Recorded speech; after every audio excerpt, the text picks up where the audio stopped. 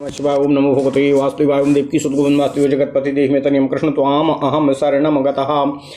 अथ श्री अग्नि महापुराण अष्टाविंशो अध्यायः। आचार्याभिषेक विधानम। नारदोवाच। ओम नमः शिवाय। ओम नमः शिवाय। ओम नमः शिवाय। ओम नमो भगवते वासुदेवाय। ओम देवकी सुत गोविंद वासुदेव जगतपति देह तनियम कृष्ण त्वाम अहम शरणम गतः। नारदुवाच। अभिषेकं प्रवक्ष्यामि यथा कुर्यात्तु पुत्रकः सिद्धिभाव साधको येन रोगी रोगात् प्रमुच्यते। राज्यं राजा सुतं स्त्री च प्राप्नुयान् मलनाशनं मृत्सा कुम्भान् सुरत्नाढ्यान् मध्यपूर्वादितो न्यसेत्। सहस्रावर्तितान् कुर्यादथवा शतवर्तितान् मण्डपे मण्डले विष्णुं प्राच्य ईशान्योश्च पीठके निवेश संकलीकृत्य पुत्रं साधकादिकम् अभिषेकं समभ्यर्च कुर्याद् गीतादिपूर्वकम्। दद्याच्च योगपीठादिस्त्वनुग्राह्यास्त्वया नरा गुरुश्च समयान् ब्रूयाद् गुरुः शिष्योऽथ सर्वभाको। ओम नमः शिवाय। ओम नमः शिवाय। ओम नमः शिवाय। ओम नमो भगवते वासुदेवाय। ओम देवकी सुत गोविंद वासुदेव जगतपति देह में तनियम कृष्ण त्वाम अहम शरणं गतः। अथ श्री अग्नि महापुराण 28वां अध्याय। आचार्य के अभिषेक की विधि। ओम नमः शिवाय। महर्षि नारद जी ने कहा, हे महर्षियों, अब मैं आप लोगों से आचार्य के अभिषेक का वर्णन कर रहा हूँ, जिसे पुत्र अथवा पुत्रोपम श्रद्धालु शिष्य संपादित कर सकता है। इस अभिषेक से साधक सिद्धि का भागी होता है और रोगी रोग से मुक्त हो जाता है। राजा को राज्य और स्त्री को पुत्र की प्राप्ति होती है। इससे अंतःकरण के मल का नाश होता है। मिट्टी के बहुत से घड़ों में उत्तम रत्न रखकर एक स्थान पर स्थापित करना चाहिए। इस तरह 1 सहस्त्र या 100 आवृत्ति में उन सभी की स्थापना करनी चाहिए। फिर मंडप के अंदर कमलाकार मंडल में पूर्व और ईशान कोण के मध्य भाग में पीठ या सिंहासन पर भगवान श्री हरि विष्णु जी को स्थापित करके पुत्र एवं साधक को आदि का सकलीकरण करना चाहिए। तत्पश्चात शिष्य या पुत्र भगवत जन पूर्वक गुरु की अर्चना करके उन कलशों के जल से गुरु का अभिषेक करना चाहिए। उस समय गीत वाद्य का उत्सव होते रहना चाहिए। फिर योग पीठ आदि गुरु को अर्पित कर दें और प्रार्थना करना चाहिए, हे गुरुदेव, आप हम सभी मनुष्यों को कृपा पूर्वक अनुग्रहित करने की कृपा करें। गुरु को भी उनको समय दीक्षा के अनुकूल आचार का उपदेश देना चाहिए। इससे गुरु और साधक भी संपूर्ण मनोरथों के भागी होते हैं। ओम नमः शिवाय। इस प्रकार महापुराणों में श्रेष्ठ श्री विष्णु वामपाद स्वरूप श्री कृष्ण द्वैपायन भगवान व्यासकृत श्री अग्नि महापुराण अंतर्गत आगत विषयों का विवेचन संबंधी 28वां अध्याय पूर्ण हुआ। ओम नमः शिवाय। इत्यादि महापुराणे भगवान वेद व्यासकृत श्री विष्णु वामपाद स्वरूपे श्री अग्नि महापुराण अंतर्गते आचार्य अभिषेक विधि वर्णनम नाम अष्टाविंशो अध्यायः। ओम नमः शिवाय। ओम नमः शिवाय। ओम नमः शिवाय। ओम नमो भगवते वासुदेवाय। ओम देवकी सुत गोविंद वासुदेव जगतपति देह में तनियम कृष्ण त्वाम अहम शरणं गतः। अथ श्री अग्नि महापुराण 31 अध्यायः। मंत्र साधन विधि सर्वतो भद्रादिमंडल लक्षणानि च। ओम नमः शिवाय। नारदोवाच। साधकः साधयेन मंत्रं देवतायातनादिके शुद्ध भूमौ ग्रहे प्रार्च मंडले हरिमीश्वरम् चतुरस्त्री कृते क्षेत्रे मंडलादीनि वै लिखेत रसमाणाक्षी कोष्ठेषु सर्वतो भद्रम् लिखेत। 37 कोष्ठकैः पद्मं पीठे पंक्तया बहिर्भवेत् द्वाभ्यां तु वीथिका तस्माद् द्वाभ्यां द्वाराणि दिक्षु च। वर्तुलं भ्रामयित्वा तु पद्मक्षेत्रे पुरोदितं पद्मार्थे भालयित्वा तु भागं द्वादशमकं बहिः। ओम नमः शिवाय। विभज्य भ्रामयेच्छेषं चतुष्क्षेत्रं तु वर्तुलं प्रथमं कर्णिका क्षेत्रं केसराणां द्वितीयकं तृतीयं दल दलसन्धीनां दलाग्राणां चतुर्थकं प्रसार्य कोणसूत्राणि कोणदिङ्गमध्यमं ततः निधाय केसराग्रे तु दलसन्धिस्तूलाक्षयेत पातयित्वाथ सूत्राणि तत्र पत्राष्टकं लिखेत दलमध्यान्तरालं तु मानं मध्ये निधाय तु दलाग्रम भ्रामयेत्तेन तदग्रम तदन्तरालं तत्पार्श्वे कृत्वा ब्रह्मा बाह्याक्रमेण च केसरौ तु लिखेद द्वौ दलमध्ये ततः पुनः ओम नमः शिवाय पद्मलक्ष्मै तत्समान्यं तद् द्विद दलमुच्यते कर्णिकार्धेन मानेन प्राक् संस्थं भ्रामयेत् क्रमातो तत्पार्श्वे भ्रामयोगेण कुण्डल्यः षड्भवन्ति एवं द्वादश मत्स्याः पशुर्दुषटेकदलकं चातयः पंचपत्रादि सिद्ध्यर्थं मत्स्यैः कृत्यैवमब्जकं व्योमरेखा वही पीठं तत्र कोष्ठानि मार्जयेत त्रीणि कोणेषु पादार्थं द्विकान्यापराणि तु चतुर्दिक्षु विलिप्तानि पत्रकानि भवन्त्युत ततः पंक्तिद्वयं दिक्षु वीथ्यर्थं तु विलोपयेत द्वाराण्यसासु कुर्वीतो चत्वारि चातस्रस्वपीः द्वाराणां पार्श्वतः शोभा अष्टौ कुर्याद् विचक्षणः तत्पार्श्वम् उपशोभास्तु तावत्याः परिकीर्तिताः समीपे उपशोभा नाम कोणास्तु परिकीर्तिता चतुर्दिक्षु ततो द्वे चिन्तयेन मध्यकोष्ठकैः चत्वारि बाह्यतो मृद्यादैकैकं पार्श्वयोरपि शोभार्थं पार्श्वयोस्त्रीणि लुम्पेद दलस्य तु तद्वा द्विपर्यये कुर्यादुपशोभां ततः परं कोणस्यान्तर्बहिस्त्रीणि चिन्तये निर्विभेदतः एवं षोडशकोष्ठं स्वादेव मन्यन्तु मण्डलं द्विषट्कभागे षड्विंशत्पदं पद्म तु वीथिकाः एका पंक्ति पराभ्यां तु द्वारशोभादिपूर्ववत् द्वादशाङ्गुलिभिः पद्म के हस्ते तु मण्डले द्विहस्ते हस्तमात्रं स्यात् वृद्ध्या द्वारेण चाचरेत अपीठं चतुरस्त्रं स्यात् द्विकरं चक्रपङ्कजं पद्मर्धं नवभिः प्रोक्तं नवभिस्तु त्रिस्रभिः स्मृतः अष्टाभिस्त्वारकान् कुर्यान्नेमि तु चतुरङ्गुलैः ओम नमः शिवाय ओम नमः शिवाय ओम नमो भगवते वासुदेवाय ओम देवकी सुतगोविन्द वासुदेव जगत्पति देहि मे तनियं कृष्ण त्वाम अहं शरणं गता त्रिधा विभज्य च क्षेत्र मन्तरद्वाभ्यामथाङ्कयेत् पश्चान्तस्त्वारि सिद्ध्यर्थं ते स्वास्फाल्ये लिखेदरान् इंदिवर्दलाकारानथ वा मातुलुंगवत पद्मपत्रायतान् वापीः लिखे दक्षानुरूपतः भ्रामयित्वा अबहिनयमा वरसन्ध्यान्तरे स्थिता भ्रामयेदरमूलं तु संधि मध्ये व्यवस्थिताः अरमध्ये स्थितो मध्यमराणां भ्रामयेत समम् एवं सिद्ध्यन्त्यरा साम्यग्मातुलिङ्ग निभां समाः विभज्य सप्तधा क्षेत्रं चतुर्दशकरं समं त्रिधा कृते शतं ह्यत्र असन्वत्याधिकानि तु काष्ठकानि चतुर्भिस्तैर्मध्ये भद्रं समालिखेत परितो विसृजेत वीथ्यै तथा दिक्षु समालिखेत कमलानि पुनर्वीथ्यै परितः परिमृज्यतु द्वे मध्यकोष्ठे तु ग्रीवार्थं दिक्षु लोपयेत चत्वारि बाह्यतः पश्चात् त्रीणि तु लीपयेत ग्रीवा पार्श्वे बहिस्त्वेका शोभा सा परिकीर्तिता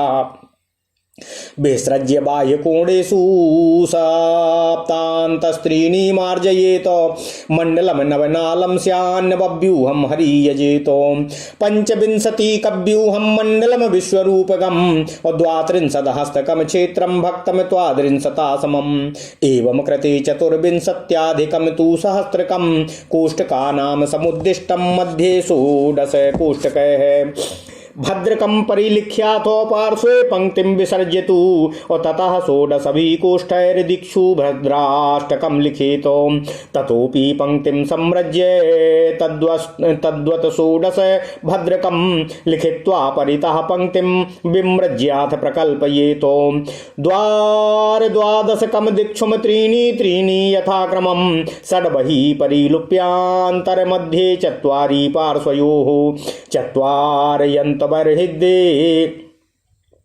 चत्वारयन्तर्बर्हिर्दे द्वे अतु शोभार्थं परिमृज्यतु उपद्वार प्रसिद्ध्यर्थं त्रीण्यन्तः पञ्चबाह्यताः परिमृज्य तथा शोभां पूर्ववत् परिकल्पयेत बहिकोणेषु सप्तान्तस्त्रीणि कोष्ठानि मार्जयेत पंचविंशति कव्यूहे परं ब्रह्म यजेत कजे मध्ये पूर्वादिता पद्मे वासुदेवादयः क्रमातो बाराहं पूजयित्वा तु पूर्वपद्मे ततः क्रमातो व्यूहान् सम्पूजयेत्तावद्यावत् षट्विंशको भवेत् यथोक्तं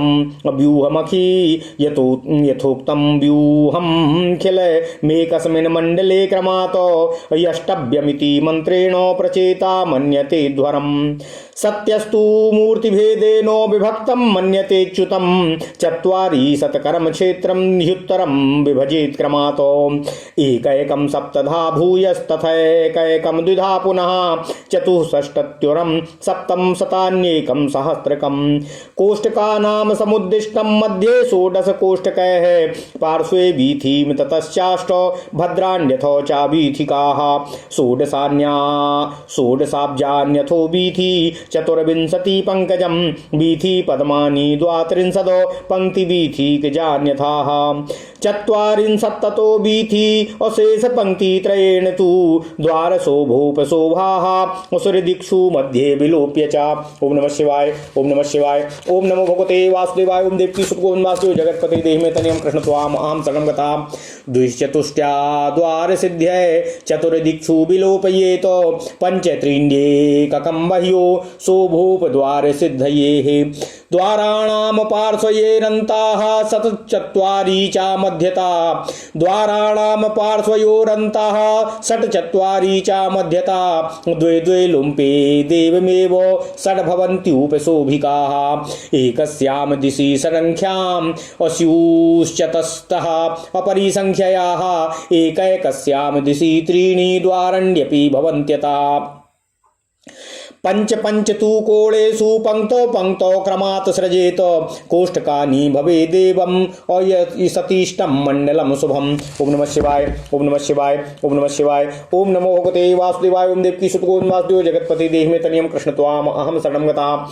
अथ श्री अग्नि महापुराण 29वां अध्याय मंत्र साधन विधि तथा सर्वतोभद्र आदि मंडल लक्षण। ओम नमः शिवाय, ओम नमः शिवाय, ओम नमः शिवाय, ओम नमो भगवते वासुदेवाय, ओम देवकी सुतगोविंद वासुदेव जगतपते देहि मे तनियं कृष्ण त्वाम अहम शरणं गता।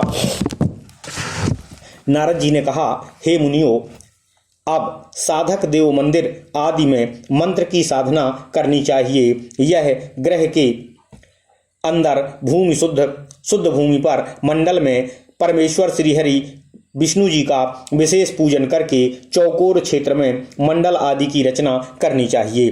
256 कोष्ठों में सर्वतोभद्र मंडल लिखें। क्रम यह है कि पूर्व से पश्चिम की तरफ तथा उत्तर से दक्षिण की तरफ बराबर बराबर 17 रेखाएं खींचें। ऐसा करने से 256 कोष्ठ हो जाते हैं।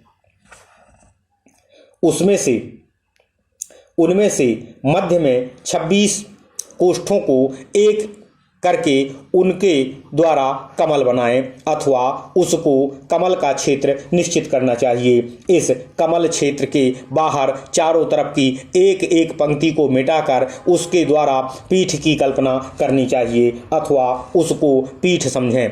फिर पीठ से भी बाहर की दो दो पंक्तियों का मार्जन करके उनमें बीथी की कल्पना करनी चाहिए।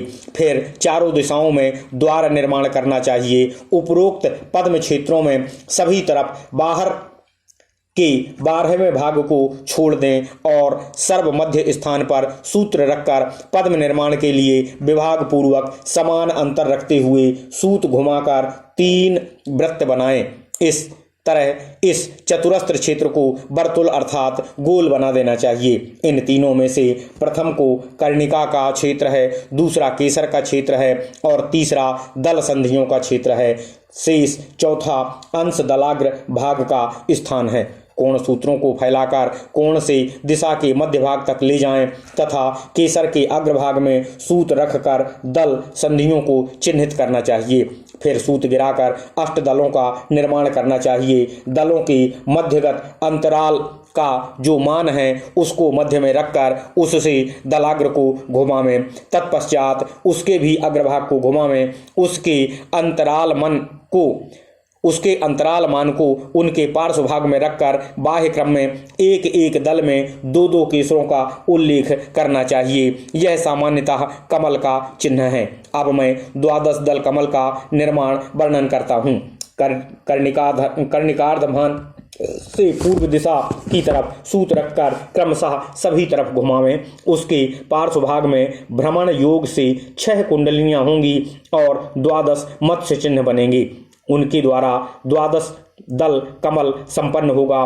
पंचदल आदि की सिद्धि के लिए भी इसी तरह मत्स्य चिन्हों को कमल बनाकर आकाश रेखा से बाहर जो पीठ भाग है वहां के कोष्ठों को मिटा देना चाहिए। पीठ भाग के चारों कोणों में 3-3 कोष्ठक का उस पीठ के पायों के रूप में कल्पित करना चाहिए। अवशिष्ट जो चारों दिशाओं में 2-2 जोड़े अर्थात 4-4 कोष्ठक हैं उन सभी को मिटा देना चाहिए। वे पीठ के पाटे हैं। पीठ के बाहर चारों दिशाओं की 2-2 पंक्तियों को बीथी मार्ग के लिए सर्वथा लुप्त कर दें अर्थात मिटा दें। इसके बाद चारों दिशाओं में 4 द्वारों की कल्पना करनी चाहिए। बीथी के 12 जो पंक्तियां शेष हैं उनमें से अंदर वाली पंक्ति के मध्यवर्ती 2-2 कोष्ठों को एक एक करके द्वार बनाना चाहिए। द्वारों के पार्श्व भागों में विद्वान पुरुष को 8 शोभा स्थानों की कल्पना करनी चाहिए और शोभा के पार्श्व भाग में उपशोभा स्थान बनाने चाहिए। उपशोभाओं की संख्या भी उतनी ही बतलाई गई है जितनी की शोभाओं की होती है। उपशोभाओं के सन्निकट के स्थान कोण कहे गए हैं। तत्पश्चात चारों दिशाओं में 2-2 मध्यवर्ती कोष्ठकों का और उससे बाह्य पंक्ति में 4-4 मध्यवर्ती कोष्ठकों का द्वार के लिए चिंतन करना चाहिए। उन सभी को एकत्र करके मिटा देना चाहिए। इस तरह 4 द्वार बन जाते हैं। द्वार के दोनों पार्श्वों में क्षेत्र की बाह्य पंक्ति में 1-1 और अंदर की पंक्ति में 3-3 कोष्ठों को शोभा बनाने के लिए मिटा देना चाहिए। शोभा के पार्श्व भाग में उसके विपरीत करने से अर्थात क्षेत्र की बाह्य पंक्ति के 3-3 और अंदर की पंक्ति के 1-1 कोष्ठ को मिटाने से उपशोभा का निर्माण होता है। तत्पश्चात कोण के अंदर बाहर के 3-3 कोष्ठों का भेद मिटाकर एक करके चिंतन करना चाहिए। इस तरह 16-16 कोष्ठों से बनने वाले 256 कोष्ठ वाले मंडल का निर्माण हुआ। इसी तरह दूसरे मंडल भी बन सकते हैं। 12-12 कोष्ठों से 144 कोष्ठकों का जो मंडल बनता है उसमें भी मध्यवर्ती 36 पदों कोष्ठों का कमल होता है। उसमें बीथी नहीं होती। एक पंक्ति पीठ के लिए होती है। शेष 2 पंक्तियों द्वारा पूर्ववत द्वार और शोभा की कल्पना होती है। उसमें शोभा नहीं होती। ओम नमः शिवाय, ओम नमः शिवाय, ओम नमः शिवाय। ओम नमो भगवते वासुदेवाय। ओम देवकी सुत ओम वासुदेव जगतपते देहि में तनियम कृष्ण त्वाम अहम सनम गता। अवशिष्ट 6 पदों द्वारा कोणों की कल्पना करनी चाहिए। एक हाथ के मंडल में 12 अंगुल का कमल क्षेत्र होता है। 2 हाथ के मंडल में कमल का स्थान 1 हाथ लंबा चौड़ा होता है। तदनुसार वृद्धि करके द्वार आदि के साथ मंडल की रचना करनी चाहिए। 2 हाथ का पीठहीन चतुरस्र मंडल हो तो उसमें चक्राकार कमल चक्राब्ज का निर्माण करना चाहिए। 9 अंगुलों का पद्मार्ध कहा गया है। 3 अंगुलों की नाभि मानी गई है। 8 अंगुली के अरे बनाए और 4 अंगुल की नेमी क्षेत्र के 3 भाग करके फिर अंदर से प्रत्येक के 2 भाग करना चाहिए। अंदर के जो 5 कोष्ठक हैं उनको अरे या आरे बनाने के लिए अस्फालित मार्जित करके उनके ऊपर अरे अंकित करने चाहिए। वे अरे इंदिवर के दलों की सी आकृति वाले हों अथवा मातुलिंग बिजौरा नींबू के आकार के होने चाहिए या कमल दल के समान विस्तृत हों अथवा अपनी इच्छा के अनुसार उनकी आकृति अंकित करनी चाहिए। अरों की संधियों के मध्य में सूत रखकर उसको बाहर की नेमी तक ले जाएं और चारों तरफ घुमावें। अरे के मूल भाग की संधि स्थान में सूत रखकर घुमावें तथा अरे के मध्य में सूत्र स्थापन करना चाहिए। उस मध्य भाग के सभी तरफ समभाव से सूत को घुमावें। इस तरह घुमाने से मातुलिंग के समान अरे बन जाएंगे। 14 पदों के क्षेत्र को 7 भागों में बांटकर पुनः 2-2 भागों में बांटें अथवा पूर्व से पश्चिम तथा उत्तर से दक्षिण की तरफ 15-15 समान रेखाएं खींचें। ऐसा करने से 196 कोष्ठक सिद्ध होंगे। वे जो कोष्ठक हैं उनमें से मध्य के 4 कोष्ठकों पर भद्रमंडल लिखें। उसके चारों तरफ बीथी के लिए स्थान त्याग देना चाहिए। फिर संपूर्ण दिशाओं में कमल लिखें। उन कमलों के चारों तरफ बीथी के लिए 1-1 कोष्ठक का मार्जन कर देना चाहिए। इसके बाद मध्य के 2-2 कोष्ठ ग्रीवा भाग के लिए विलुप्त कर देना चाहिए।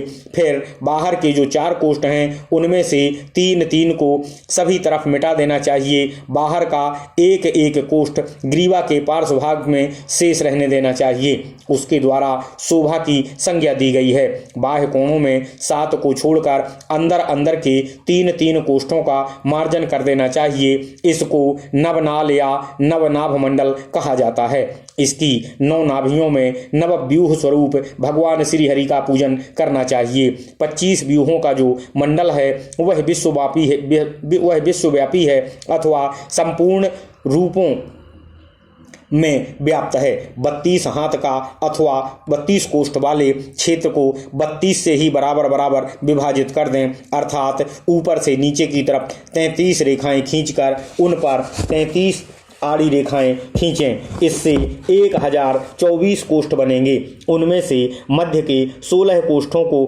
भद्रमंडल की रचना करनी चाहिए। फिर चारों तरफ की 1-1 पंक्ति त्याग कर देना चाहिए।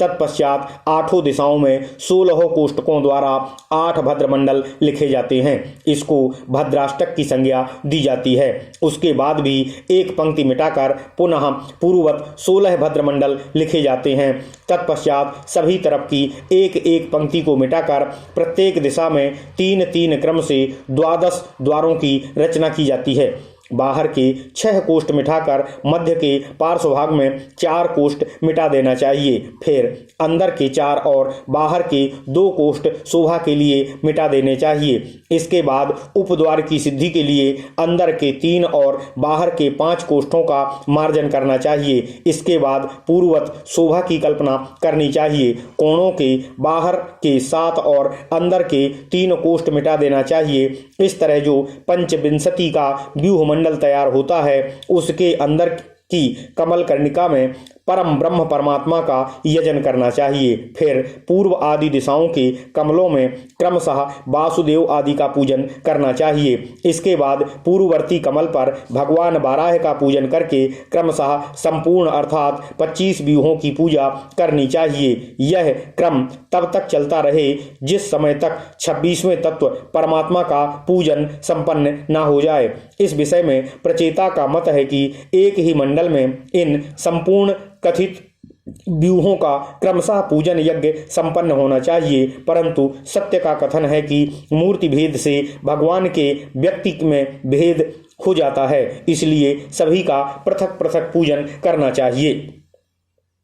42 कोष्ठ वाले मंडल को आड़ी रेखा द्वारा क्रमशः विभाजित करना चाहिए। पहले 1-1 के 7 भाग करना चाहिए, फिर प्रत्येक के 3-3 और उसके भी 2-2 भाग करना चाहिए। इस तरह 1764 कोष्ठ बनते हैं। मध्य के 16 कोष्ठों से कमल बनाएं। पार्श्व भाग की बीथी की रचना करनी चाहिए। फिर 8 भद्र और बीथी बनाएं।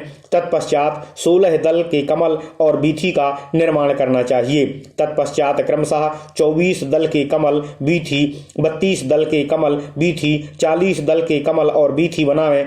तत्पश्चात शेष 3 पंक्तियों से द्वार, शोभा और उपशोभाएं बनानी चाहिए। संपूर्ण दिशाओं के मध्य भाग में द्वार सिद्धि के लिए 2, 4 और 6 कोष्टकों को मिटावें। उसके बाह्य भाग में शोभा ओम नमः शिवाय